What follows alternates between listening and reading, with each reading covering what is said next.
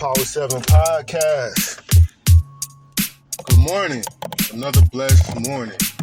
And yes, going for day 3 days in a row. Once again, it's the Power 7 Podcast. I am the Almighty Nicodemus, coming to you live and direct once again on another blessed morning. Like I always say, we got 2 legs, 2 arms, and 1 head to get out here and do what you need to do for you and your family, whether you like it or not. Feel blessed. That's all we can ask for in these times. So, it's been a lot this week. That's just, I don't know, and having my mind working. Monique, she just recently did a podcast with Shannon Sharp and Club Shay Shay. And I haven't watched it, of course, but I did see a clip, a headline where she says if she was white, she would be Melissa McCarthy. If Wood Harris was black, he would be Leonardo DiCaprio. And I'm like, but y'all ain't them. Y'all ain't white. You know, it's like we're black. You're black. And why are you looking for this acceptance to be like accepted or looked at or given the same thing as these people, which you should feel justified to be paid for your craft and notice for your craft. But who are you looking for it from when you bring in the comparison of these people? Because to me it seems like you're looking for the acceptance of the establishment instead of unity amongst your people to create our own lane and for us to revere you guys like that. But instead what ends up happening is you guys, some guys, not everybody, but some of these people that's in the movie business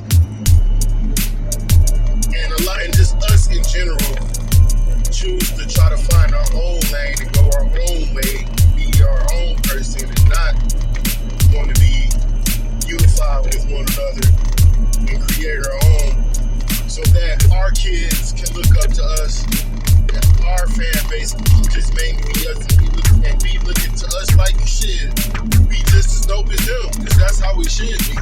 We should be able to look at our artists and look at that. But instead, no. We all try to find our own lane. We all find our little groups and we moving them in those groups.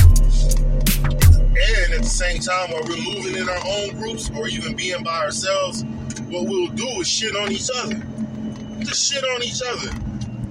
Not come together and do something with each other where we can make something happen and we have our own thing and we give other people a chance because we have built up our own pot. No, what we do is we'll tear down each other and at the same time try to beg for acceptance from the establishment.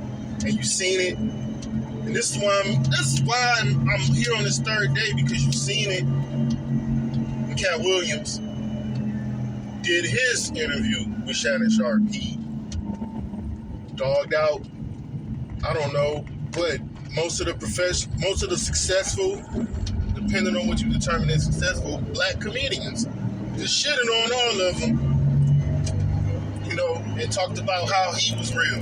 And he shitting on all the other black people, right? Killer Mike wins his Grammy on Sunday. Everybody, all kind of people shitting on Killer Mike for winning a Grammy. Because they're mad that their favorite artist didn't win a Grammy.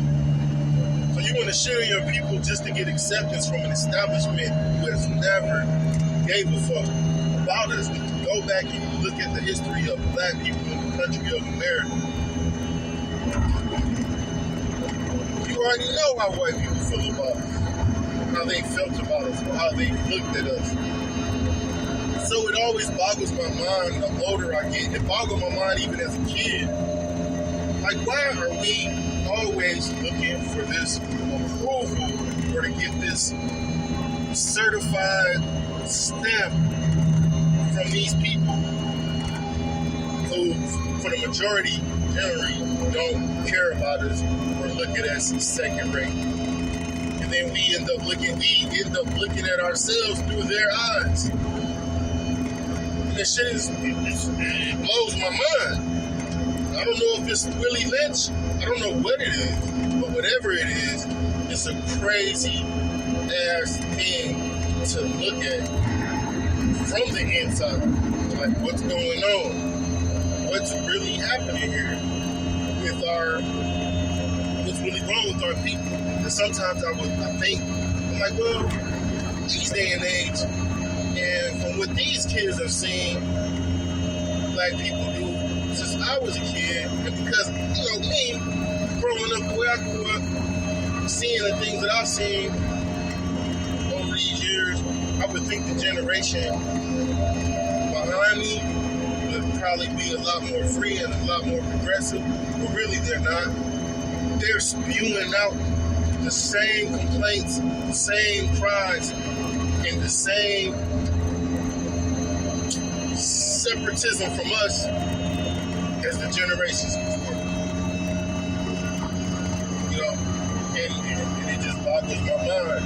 And just to see these 3 different instances play out from last month to this week, to hear this, where there's no unity. There's no coming together.